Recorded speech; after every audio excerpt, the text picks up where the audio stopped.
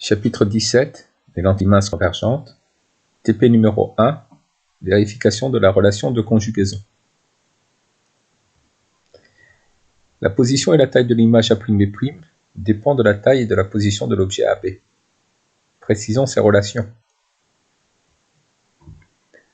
Nous utiliserons un banc d'optique et une lentille de distance focale théorique f' égale 25 cm, donc divergence plus 4 dioptries. Voici le montage. Nous allons disposer une lampe sur le banc optique suivie d'un objet diffusant. La lampe éclaire l'objet diffusant, dont l'image sera formée par la lentille sur un écran.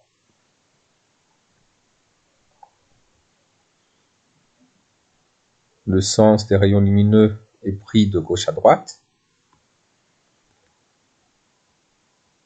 Nous allons pouvoir repérer la position de l'objet, de la lentille et de l'écran sur le banc optique, qui est gradué. La double flèche représente la lentille avec son centre optique, son foyer objet principal, son foyer principal objet F, son foyer principal image F'. Nous représentons l'objet par un segment fléché AB et l'image par un segment fléché A'B'. Dans le cadre de l'expérience, l'objet est une lettre F. La taille AB de l'objet correspond à la taille de la lettre F. L'image est renversée. Et donc, A' représente la base de la lettre F et B' l'extrémité de la lettre F. Donc nous allons réaliser une série de mesures de la position de l'image au A' en fonction de la position de l'objet au A. OA' et OA étant les mesures algébriques des positions. Alors, je vais vous montrer le principe de l'expérience. Nous avons la lampe munie de l'objet diffusant qui est la lettre F. L'objet est au niveau de la graduation 0 du banc optique.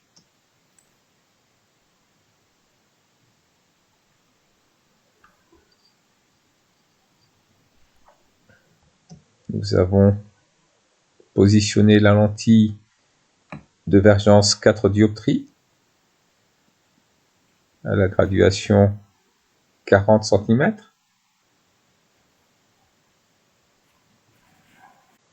Et nous déplaçons l'écran de façon à obtenir une image nette de l'objet.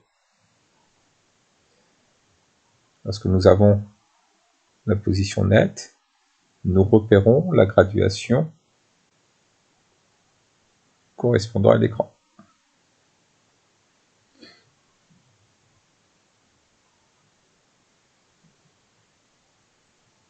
Nous repérons la graduation correspondant à l'écran, 107,5.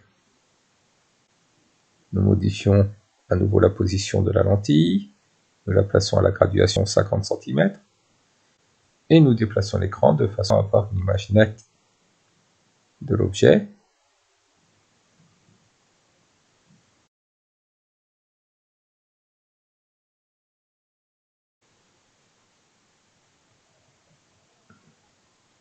L'écran est situé à la graduation 100,3 cm.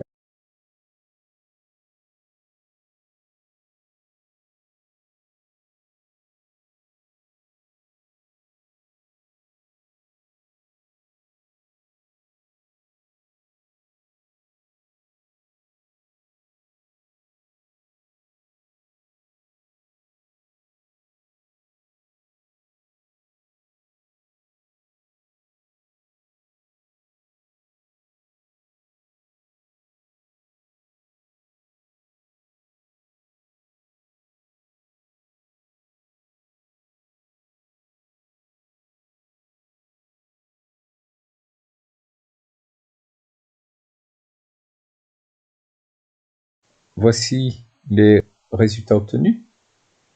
À partir de la graduation du point A, du centre optico et du point A', il s'agit de calculer la distance algébrique OA, la distance algébrique OA', puis l'inverse de la distance algébrique OA et l'inverse de la distance algébrique OA'. Une fois que ces calculs sont faits à l'aide du tableur, nous allons tracer la courbe représentant l'inverse de la distance algébrique OA' en fonction de l'inverse de la distance algébrique OA et déterminer l'équation de cette courbe. Les distances algébriques OA et OA' devront être exprimées en mètres pour pouvoir calculer leur inverse. Utilisons pour cela Excel. La distance algébrique OA se détermine en faisant l'abscisse du point A moins l'abscisse du point O. Et comme les abscisses sont exprimées en centimètres, nous devrons diviser cette différence par 100. Nous écrivons égal, parenthèse, l'abscisse du point A étant A2, moins l'abscisse du point O qui est en B2, divisé par 100. Nous faisons la même chose pour la distance algébrique OA'. C'est la différence de l'abscisse du point A' moins l'abscisse du point O.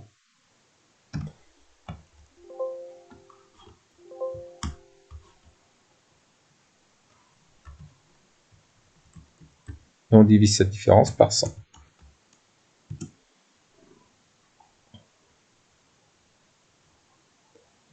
Pour calculer l'inverse de la distance algébrique OA, nous écrivons égal 1 divisé par D2. Pareil pour l'inverse de la distance OA' égale 1 divisé par E2. Je sélectionne ces 4 cellules et je place la souris en bas à droite de cette cellule. Je fais un clic gauche de la souris et j'étire vers le bas afin de recopier les formules. Nous allons tracer la courbe représentant l'inverse de OA' en fonction de l'inverse de OA. Pour cela, je sélectionne les deux colonnes correspondantes. Sachant que 1 sur OA doit être l'abscisse, je l'ai mis avant la colonne qui représente 1 sur OA'. Nous insérons un graphique. Nous choisissons nuage de points. Nous allons nommer les axes. En ordonnée, nous avons l'inverse de la distance algébrique OA', exprimée en mètres moins 1 ou en dioptrie. En abscisse, nous avons l'inverse de la distance algébrique OA, exprimée en dioptrie ou en mètres moins 1. Modifions le titre. La courbe représente l'inverse de la distance OA' en fonction de l'inverse de la distance algébrique OA. La courbe représentant l'inverse de la distance OA' en fonction de l'inverse de la distance OA est une droite. Elle ne passe pas par l'origine. Nous allons déterminer son équation en ajoutant une courbe de tendance.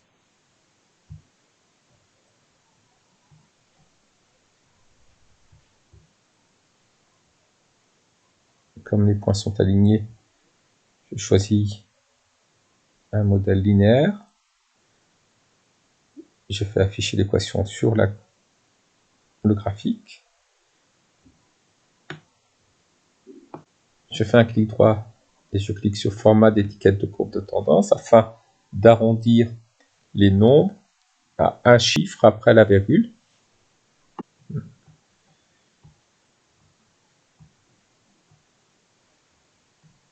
Donc je mets une décimale.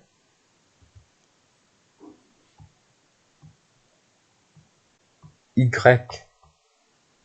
représente l'inverse de la distance algébrique OA'.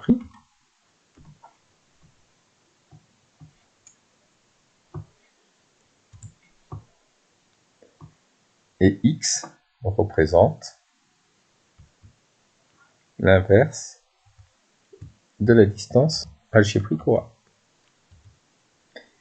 L'équation de la courbe s'écrit 1 sur OA' égale 1 fois 1 sur OA plus 4.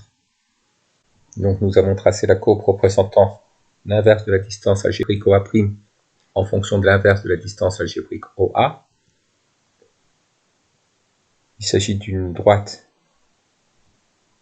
ne passant pas par l'origine. L'équation 1 sur OA' est égale 1 sur OA plus 4.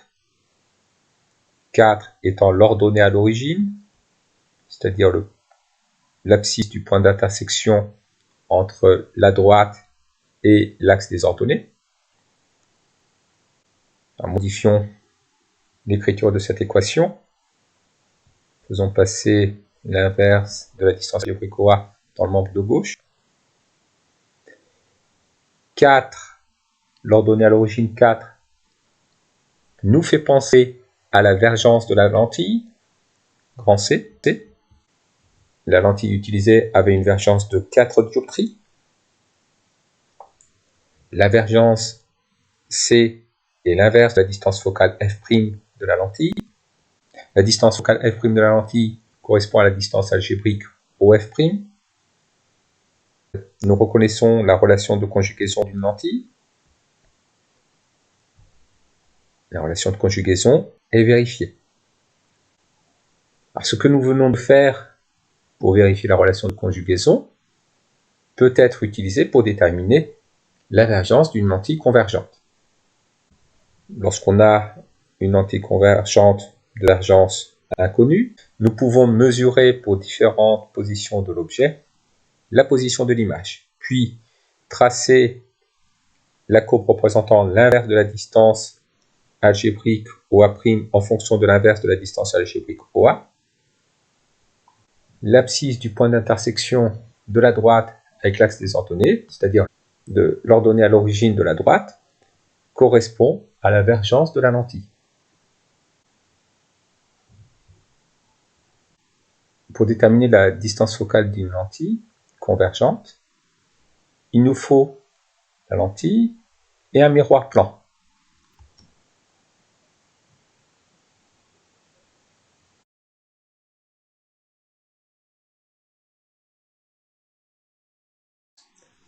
Nous avons la lentille de vergence 4 dioptries, c'est-à-dire de distance focale 25 cm.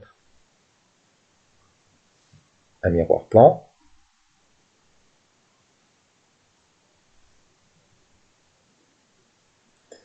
Je vais accoler le miroir plan à la lentille.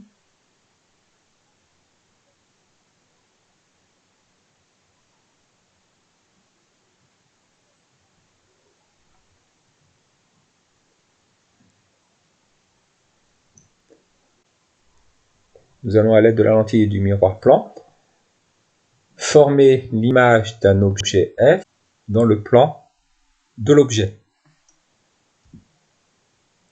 Donc j'ai disposé un écran à côté de l'objet.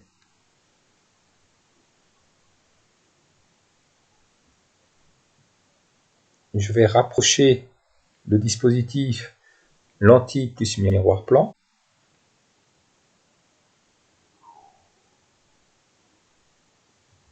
Nous obtenons une image renversée de même taille que l'objet.